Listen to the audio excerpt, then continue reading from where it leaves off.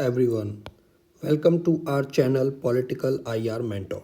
तो आज की इस वीडियो में हम डिस्कस करेंगे प्रीवियस ईयर्स में आपके कन्वेंशन से रिलेटेड जितने भी क्वेश्चंस आए हैं उन सभी को हम इस वीडियो में डिस्कस करेंगे। तो इस सिर्फ एक वीडियो से आपके human rights convention, refugee convention, women and child related convention जो हैं वो सब इस वीडियो में कवर हो जाएंगे।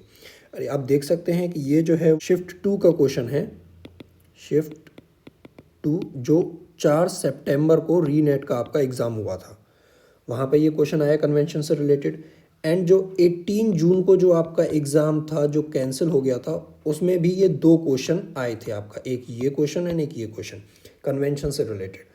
तो इस प्रकार 2024 में 3 क्वेश्चन कन्वेंशन से रिलेटेड आए एंड 2023 में टोटल 4 क्वेश्चन आए। एंड कन्वेंशन से रिलेटेड पहले भी 2019 एंड 18 में भी क्वेश्चंस आ चुके हैं। इनकी क्रोनोलॉजी बेस्ड या पर्टिकुलर किसी एक ही कन्वेंशन से रिलेटेड क्वेश्चंस आ रहे हैं एग्जाम में, तो ये आपके लिए बहुत इंपॉर्टेंट है। और इस वीडियो में हम टोटल 10 प्रीवियस ईयर क्वेश्चंस को डिस्कस करेंगे। And in 10 previous year questions में हम जो है वो आपके टोटल 17 कन्वेंशंस को कवर करेंगे। एंड ये सभी 17 कन्वेंशंस बहुत इंपॉर्टेंट हैं। क्योंकि ये प्रीवियस ईयर के आपके क्वेश्चंस प्रीवियस ईयर के एग्जाम्स में आ चुके हैं। और इसी तरह से हमने 2 वीडियोस ऑलरेडी अपलोडेड हैं, जैसे पेपर 1 के लिए प्लेगरिज्म पे, वो भी आप हमारे चैनल पे वीडियो सेक्शन में जाकर देख सकते हैं। एक हमने यूजीसी नेट पॉलिटिकल साइंस में जो इंपॉर्टेंट कमीशंस हैं जो भी प्रीवियस ईयर्स में आए हुए हैं, उनको भी हमने एक वीडियो में 11 मिनट की वीडियो में सभी कमीशंस को कवर किया हुआ है विद प्रीवियस ईयर क्वेश्चन। ये जो क्वेश्चन है ये आपका 4 सितंबर की शिफ्ट 2 में आया है। तो इसमें मैच द फॉलोइंग्स में दिया हुआ है उस फॉर्म में, convention relating to the status of refugees. तो ये बहुत इंपॉर्टेंट है। रेफ्यूजीज से रिलेटेड जो आपका कन्वेंशन है इसका इनैक्टमेंट ईयर है 1954। सो ए का सेकंड, अगर इतना भी आपको इस एग्जाम में याद था जब आपने ये एग्जाम दिया, तो उससे भी आप इस क्वेश्चन को सॉल्व कर सकते थे, क्योंकि ए का सेकंड सिर्फ एक ऑप्शन में है। बट हम बाकी भी देख लेते हैं। डिक्लेरेशन ऑन टॉर्चर, ये है आपका 1975। Convention on the right of the child, ये है आपका 1990 में। And charter of fundamental rights of the European union 2002। तो इसका करेक्ट आंसर है ऑप्शन ए। तो इन सभी ईयर्स को आप ध्यान दें। एंड इन सोर्स की बात करें तो इस तरीके के ये जो क्वेश्चंस हैं ये कमीशन बेस्ड, ये कहाँ से आ रहे हैं? ये आपकी जो एंड्रयू हेवुड की बुक है ग्लोबल पॉलिटिक्स, वहाँ से आ रहे हैं। अब ये जो क्वेश्चन है ये आपका 18 जून को जो एग्ज़ाम हुआ तब आया था। इसमें पूछा है convention on the elimination of all forms of racial discrimination was approved in, इसको भी आप याद रखें, अडप्ट पूछा है या अप्रूव्ड पूछा है कि कब लागू हुआ। तो सभी प्रकार के नस्लीय विभेद को दूर करने संबंधी अभिसमय जो कन्वेंशन, ये आप देख सकते हैं। तो इसका कब अनुमोदित हुआ? ये हुआ 1969 में। अब यहाँ पे कुछ स्टूडेंट्स को कन्फ्यूजन हो सकता था। यहाँ पर एक ऑप्शन गिवन है 1965 एंड करेक्ट आंसर है 1969। तो अब इस कन्वेंशन से रिलेटेड ये 2 ईयर क्यों इंपॉर्टेंट है कि 1965 में क्या हुआ था, ये जो है आपका यूनाइटेड नेशंस जनरल असेंबली के द्वारा अडॉप्ट किया गया था। एंड ये लागू कब हुआ? It came into force since 1969। कि कोई भी कन्वेंशन पास होता है यूनाइटेड नेशन जनरल असेंबली में, तो उसमें एक कंडीशन डिसाइड की जाती है कि मिनिमम इतनी कंट्रीज इसको साइन करने के बाद रेटिफाई कर देंगी, तब ये लागू होगी। तो इस तरह से अगर आपसे पूछा जाए कब अडॉप्ट किया गया, 1965, कब लागू हुआ, 1969। तो ये क्या है आपका convention on elimination of all forms of racial discrimination. इसी से रिलेटेड एक एक्स्ट्रा इन्फॉर्मेशन है कि हुआ क्या था। हुआ ये था कि 21 मार्च 1960 1960 में साउथ अफ्रीका में एक पीसफुल प्रोटेस्ट हो रहे थे against the apartheid pass laws. रंग भेद के खिलाफ जो कुछ कानून थे रंग भेद से रिलेटेड, उनके खिलाफ ये पीसफुल प्रोटेस्ट हो रहे थे। वहाँ पे पुलिस ने फायरिंग की एंड इसमें 69 पीपल वर किल्ड। तो उसी की याद में 21 मार्च को आपका यूनाइटेड नेशन जनरल असेंबली ने 1966 से इंटरनेशनल डे मनाना स्टार्ट किया है, international day for the elimination of racial discrimination. Next question है आपका, ये भी 18 जून को आया है। एंड ये सभी बहुत इंपॉर्टेंट हैं। अब जो रिसेंट ट्रेंड है उसके अकॉर्डिंग क्रोनोलॉजी भी पूछ सकते हैं कि ह्यूमन राइट्स रिलेटेड कन्वेंशंस हैं। ये 4 ऑप्शंस हैं, मैच द फॉलोइंग है। तो डिक्लेरेशन ऑन टॉर्चर अभी हमने देखा, पहले भी था क्वेश्चन में, 1975। स्टेटस ऑफ रेफ्यूजीज से रिलेटेड है 1954। And convention on the child of rights की बात करें तो ये है 1990।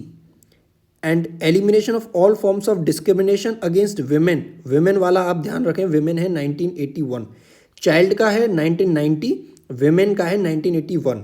तो पहले विमेन आया, उसके लगभग 9 साल बाद 1990 में convention on the rights of child. And इसका करेक्ट आंसर है वो है 4। और इसमें अगर आपको 2 भी पता थे या 1 भी पता था, सपोज आपको हम बात करें जैसे स्टेटस ऑफ रेफ्यूजीज वाला बहुत इंपॉर्टेंट है, प्रीवियस ईयर में भी आ चुका है।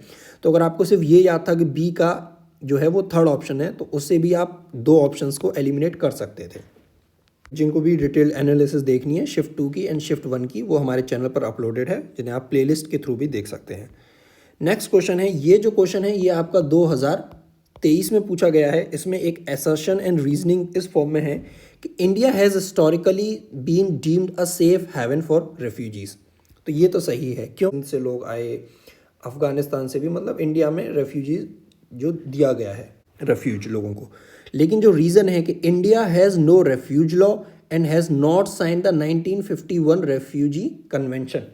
अब ये स्टेटमेंट भी अपने आप में सही है कि हमने रेफ्यूज तो दिया है, बट इंडिया में कोई पर्टिकुलर रेफ्यूजी रिलेटेड लॉ भी नहीं है एंड इंडिया ने 1951 रेफ्यूजी कन्वेंशन को साइन भी नहीं किया है।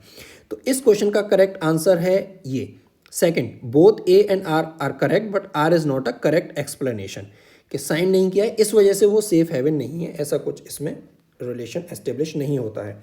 बट इस क्वेश्चन में आप एक चीज़ ध्यान से देखिए कि अभी हमने पहले देखा 1954 स्टेटस ऑफ रेफ्यूजीज, लेकिन यहाँ लिखा हुआ है 1951 रेफ्यूजी कन्वेंशन। तो ये 1951 एंड 1954 ये क्या इनमें डिफरेंस है?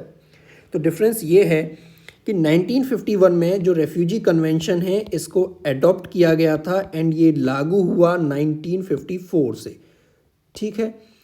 अब होता क्या है कि जब भी कोई कन्वेंशन, जैसे हमने पहले बताया कि एक कंडीशन होती है कि इतने स्टेट से, इतने मेंबर स्टेट से उसको अगर रेटिफिकेशन हो जाता है तब वो जाके इफेक्टिव होता है। नेक्स्ट क्वेश्चन है आपका, ये जो क्वेश्चन है ये आपका मार्च 2023 में आया हुआ क्वेश्चन है, जिसमें पूछा है कि करेक्टली मैच्ड कौन से हैं। तो पहला है आपका international covenant on civil and political rights 1966 given है, convention on the rights of personalities persons with disabilities 2000 given है, convention on the rights of child 1989 given है, optional protocol of economic social rights 2006 given है।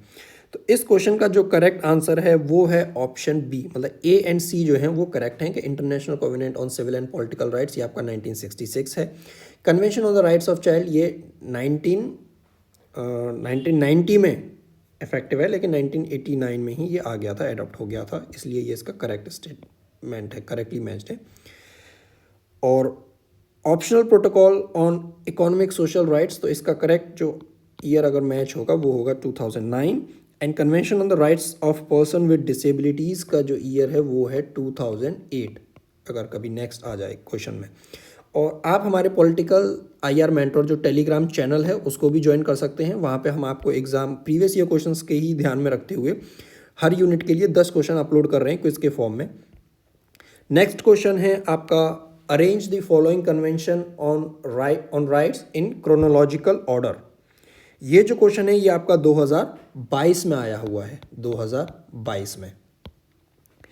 International covenant on civil and political rights, तो ये हमने अभी देखा, इसका क्या है 1966। तो आपने देखा ये पहले भी आया था अब भी, तो ये 22 में भी है, 23 में भी है, तो इसलिए प्रीवियस ईयर क्वेश्चंस आपके बहुत इंपॉर्टेंट होते हैं इस एग्जाम में, जो भी स्टूडेंट सीरियस प्रिपरेशन कर रहे हैं उनके लिए। सेकंड है convention on the elimination of all form of discrimination against women, तो ये भी हम डिस्कस कर चुके हैं अभी 1981। American convention on human rights की बात करें तो ये आया था आपका 1978 में। And universal declaration of human rights, ये बहुत इंपॉर्टेंट है एंड जो हमने डिटेल एनालिसिस की है वहाँ भी हमने ये डिस्कस किया था, इसका जो ईयर है वो है 1948। तो ये जो है आपका स्टार्ट होगा डी से, तो सबसे पहले है इनमें आपका universal declaration of human rights, so D से स्टार्ट होने वाला सिर्फ एक ऑप्शन है, इसलिए यही आपका करेक्ट है, DACB। ये जो क्वेश्चन है ये आपका 2023 में पूछा गया है। इसमें क्या है, arrange the following anti corruption measures taken by government of India in chronological order. तो ये against chronology based question. Statement को आप ध्यान से देखें, जो स्टेटमेंट है वो है ratification of the United Nations convention against corruption UNCAC। तो इस कन्वेंशन को इंडिया ने कब रेटिफाई किया, तो इस कन्वेंशन को इंडिया ने रेटिफाई किया था 2011 में, और इंडिया ने साइन किया था 2005 में, बट रेटिफाई पूछा है तो रेटिफाई 2011 में है। Black money undisclosed foreign income and assets and imposition of tax act, ये जो एक्ट है ये आपका 2015 का एक्ट है। Prevention of money laundering act, ये आपने फ्रीक्वेंटली न्यूज़ में पढ़ा भी होगा या सुना भी होगा। ये जो एक्ट है ये आपका 2002 में आया था, the prevention of money laundering act 2002। And ये जो है वो कब से लागू हुआ है, ये आपका 2005 से लागू हुआ है।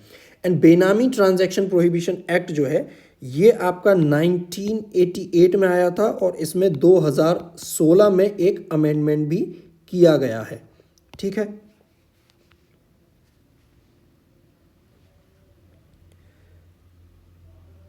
तो इस क्वेश्चन में जो आपका स्टार्ट होगा, सबसे पहले क्या है, बेनामी ट्रांजैक्शन प्रोहिबिशन एक्ट 1988। तो ये डी से, सभी ऑप्शन डी से स्टार्ट हो रहे हैं। तो डी के बाद आपका आया है इसमें prevention of money laundering act, that is C. तो डी के बाद सी आपके दो ऑप्शन में है, तो ये दो ऑप्शन आपके कैंसिल हो गए, एलिमिनेट हो गए। अब ए और बी में को पहले कौन आया है, पहले है रेटिफिकेशन, मतलब option A and then B. तो इस तरह से बी जो ये आपका इसका करेक्ट आंसर है। अब जो यूनाइटेड नेशंस कन्वेंशन है, जो अभी फर्स्ट स्टेट में है, United Nations convention against corruption, इसको यूनाइटेड नेशंस जनरल असेंबली में कब अडॉप्ट किया गया था, 2003 में। और ये कब से लागू हुआ, 2005 में, जब 30 स्टेट्स ने इसको रेटिफाई किया उसके बाद। नेक्स्ट क्वेश्चन है, choose the correct statements from the following statement. तो ये केमिकल वेपन्स कन्वेंशन से रिलेटेड आपके स्टेटमेंट गिवन है। ये क्वेश्चन आपके दिसंबर 2023 के एग्जाम में नेट में आ चुका है।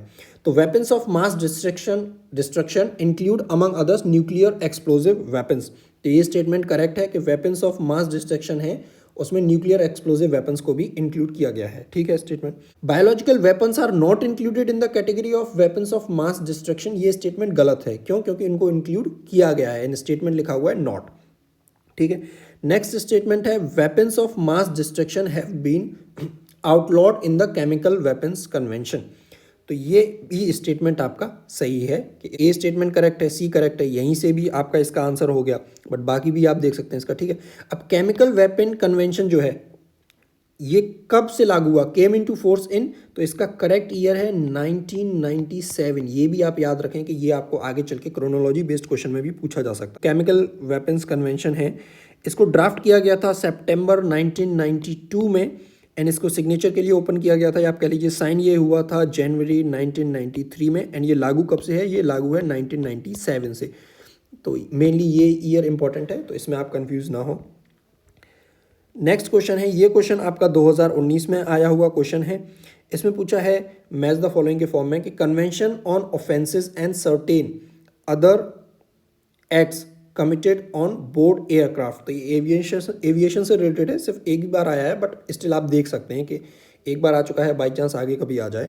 तो इसका जो है convention on offences and certain other acts committed on board aircraft, इसका करेक्ट है 1963। ये टफ क्वेश्चन है। Convention for suppression of unlawful act against the safety of civil aviation Montreal, इसका है 1971। International convention for suppression of terrorist bombing, इसका correct है second. And international convention for suppression of financing of terrorism का है 1999। इसका correct answer है। वैसे ये टफ क्वेश्चन है, उतना इंपॉर्टेंट नहीं है, बट एक बार आप देख लीजिए कि बाई चांस आगे अगर कभी पूछ ले तो। नेक्स्ट आपका क्वेश्चन है, which one of the following is not part of the 4 main criteria set out by 1933 Montevideo convention on the rights and duties of the state. तो ये क्वेश्चन क्यों इंपॉर्टेंट है, ये आपका 2018 में आया। तो एक तो Montevideo convention on the rights and duties of the state, ये इसका ईयर इंपॉर्टेंट हो गया 1933। या पूछ ले कभी 1933 मॉन्टेविडियो कन्वेंशन किससे रिलेटेड है, तो ये स्टेट के राइट्स एंड ड्यूटीज से रिलेटेड है। एंड इस कन्वेंशन के अंदर 4 क्राइटेरिया बताए गए हैं, तो वो कौन कौन से हैं, तो इसमें पूछा है नॉट पार्ट, उनमें से कौन सा नहीं है, तो इसमें 3 सही है, 1 गलत है। तो capacity to enter into relations with other states, ये एक सही क्राइटेरिया है। डिफाइंड टेरिटरी, ये भी सही क्राइटेरिया है। एंड परमानेंट पॉपुलेशन, जो फोर्थ ऑप्शन है, वो भी एक सही क्राइटेरिया है। Strength to wage a war, ये क्राइटेरिया नहीं है, इसलिए इस क्वेश्चन का ये आंसर है ऑप्शन 3। तो फोर्थ जो क्राइटेरिया है वो कौन सा है सही, वो है गवर्नमेंट। मतलब there must be an established political structure that exercises control over the state's territory, मतलब एक पॉलिटिकल स्ट्रक्चर होना चाहिए, गवर्नमेंट होना चाहिए। एंड जो मोंटेविडियो शहर है ये कहाँ है, ये आपका उरुग्वे में है, ये एक साउथ अमेरिकन कंट्री है। जो कन्वेंशन है ये आउटलाइन, ये क्राइटेरिया बताता है स्टेटहुड के लिए, राइट्स के लिए and duties of the states, ठीक है। एंड आप हमारे चैनल की प्लेलिस्ट में जाके चेक कर सकते हैं, हमने इंपॉर्टेंट टॉपिक्स की जो सीरीज़ है पेपर 1 के लिए, इसमें हम स्वयं को भी ऐड करेंगे।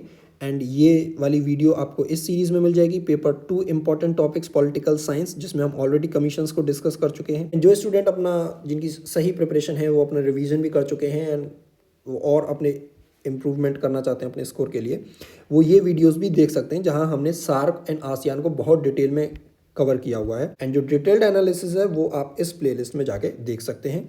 तो आप हमारे यूट्यूब चैनल को सब्सक्राइब करना ना भूलें। इस वीडियो से रिलेटेड जो भी आपका फीडबैक है वो आप कमेंट सेक्शन में लिखें। एंड आगे हम स्वयं से रिलेटेड एक वीडियो लेके आएंगे एंड पॉलिटिकल साइंस के क्रोनोलॉजी बेस्ड जितने भी क्वेश्चन आए हैं अभी तक, उन सभी को हम आने वाली किसी एक वीडियो में डिस्कस करेंगे। आई होप आपको ये वीडियो पसंद आया हो। Thank you.